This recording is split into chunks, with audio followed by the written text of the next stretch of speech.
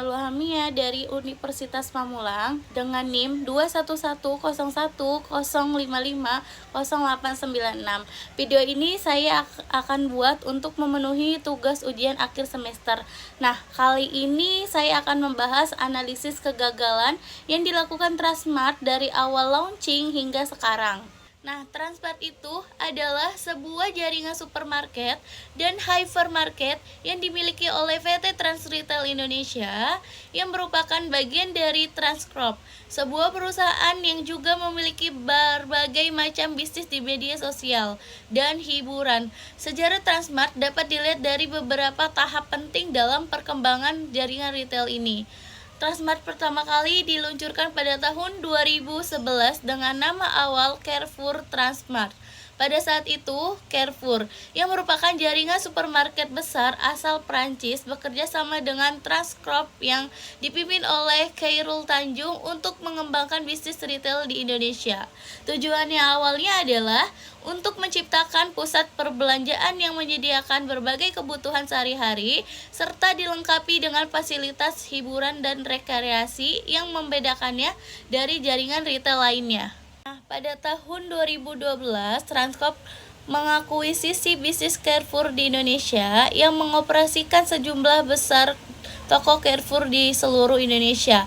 Setelah diakuisisi ini, Transcorp melakukan rebranding terhadap gerai Carrefour yang kemudian berubah nama menjadi Transmart Carrefour pada tahun 2012. Pada tahun 2017, Transmart melanjutkan proses rebranding dengan mengubah nama menjadi Transmart tanpa menyertakan nama Carrefour. Nah, langkah ini diambil untuk menciptakan identitas yang lebih kuat dan terpisah dari merek Carrefour. Seiring berjalannya waktu, Transmart memperluas jangkauannya dengan membuka lebih banyak cabang di berbagai kota besar Indonesia, serta meningkatkan kualitas layanan dan produk yang mereka tawarkan. Nah, Transmart ini menawarkan berbagai produk macam mulai dari makanan, barang kebutuhan rumah tangga, pakaian, elektronik, hingga barang-barang dengan merek eksklusif. Selain itu, banyak cabang Transmart juga yang dilengkapi dengan berbagai fasilitas hiburan seperti area permainan untuk anak-anak dan pusat kuliner untuk menciptakan pengalaman berbelanja yang menyenangkan bagi seluruh keluarga. Konsep ini membedakan Transmart dari pesaing di pasar retail lainnya. Transmart terus berkembang dan berusaha untuk menjangkau lebih banyak pelanggan dengan memperkenalkan berbagai promosi menarik, memperluas jaringan distribusi, dan meningkatkan kualitas layanan. Nah, pada sejak 2017, mereka juga mulai fokus pada pengembangan digitalisasi dan sistem belanja online untuk mempermudah konsumen dalam berbelanja. Dengan menawarkan konsep retail modern yang menggabungkan belanja, kebutuhan sehari-hari, dan hiburan, Transmart berhasil meraih posisi yang kuat di pasar Indonesia. Nah, mereka juga memiliki jaringan yang luas dan semakin dikenal sebagai salah satu pemain utama dalam industri retail di Indonesia. Secara keseluruhan, Transmart telah berkembang dari sebuah perusahaan yang berfokus pada hypermarket bisa menjadi pusat perbelanjaan yang modern dan dinamis dengan berbagai penawaran produk dan layanan untuk memenuhi kebutuhan konsumen. Apapun alasannya, penutupan itu jelas berdampak pada rusaknya reputasi Transmart. Untuk mengurangi dampak negatif ini dan melindungi mereknya, perusahaan mestilah mengambil langkah-langkah untuk mengelola krisis tersebut secara efisien dan efektif. Meskipun Transmart telah mengalami perkembangan yang signifikan di Indonesia, ada beberapa tantangan dan kegagalan yang dihadapi dalam perjalanan bisnis mereka. Pertama itu, ada kesulitan dalam menghadapi persaingan retail. Industri retail di Indonesia sangat kompetitif dengan banyaknya pemain besar lainnya seperti Indomaret, Alfamart, Hypermart, dan Giant. Meskipun Transmart berusaha untuk membedakan diri dengan menawarkan konsep hiburan dan belanja dalam satu tempat, mereka tetap menghadapi tantangan berat dalam menarik pelanggan yang setia, terutama dalam menghadapi harga yang lebih bersaing dari para pesaing lainnya. Pesaing seperti Indomaret dan Alfamart memiliki jaringan toko yang lebih luas dan lebih mudah dijangkau oleh konsumen.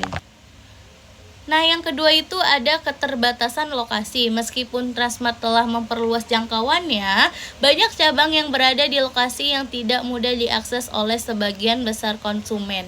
Banyak dari mereka terletak di pusat perbelanjaan besar atau area komersial yang sering kali mengurangi daya tarik bagi konsumen yang lebih memilih lokasi yang lebih dekat atau lebih praktis. Hal ini menjadi salah satu kendala dalam upaya untuk meningkatkan jumlah pelanggan dan meningkatkan penjualan. Yang ketiga itu ada masalah dalam pengelolaan operasionalnya.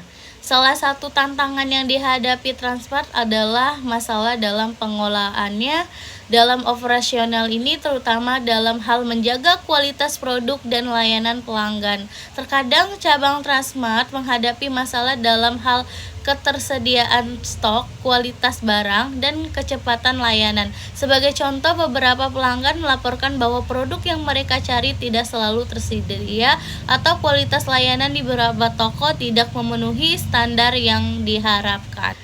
Nah, selanjutnya ada yang keempat itu rebranding yang membingungkan konsumen. Proses rebranding dari Carrefour ke Transmart juga menjadi tantangan tersendiri. Meskipun perubahan nama tersebut dimaksudkan untuk menciptakan identitas yang lebih kuat, beberapa konsumen merasa bingung dan tidak familiar dengan perubahan tersebut.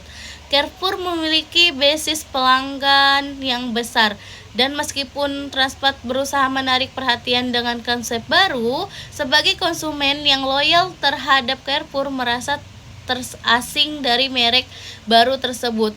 Perubahan ini juga membutuhkan investasi yang cukup besar dalam pemasaran dan promosi untuk menjelaskan perubahan tersebut kepada publik.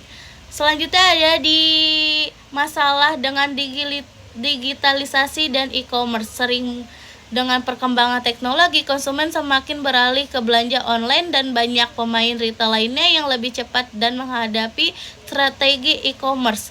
Meskipun Transmart mulai mengembangkan platform digital mereka sempat tertinggal dibandingkan dengan pesaing seperti Tokopedia, Bukalapak, dan Lazada yang lebih dahulu populer di dunia e-commerce Indonesia. Hal ini menyulitkan Transmart dalam menantangkan pangsa pasar yang semakin berpengaruh dalam berbelanja online. Nah, kegagalan selanjutnya itu pengaruh dari pandemi COVID-19.